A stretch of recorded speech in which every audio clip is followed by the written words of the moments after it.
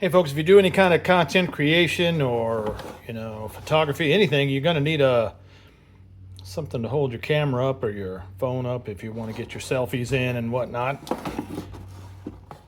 So SmallRig's got one of these. Of course,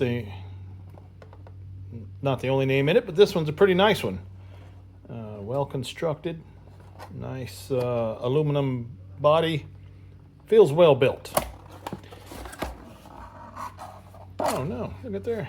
That's just the box. Let's take a look at what we really want to see.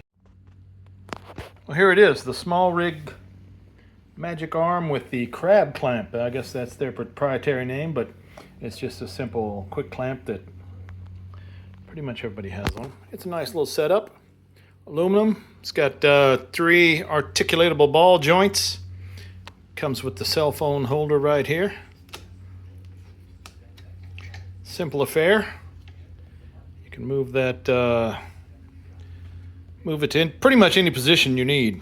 It rolls around. It's very sturdy, well built. I use it on all my shots, so it works pretty nice. This thing can go pretty much anywhere. All 3 of these joints do the same thing. Move around in pretty much 360 on each side.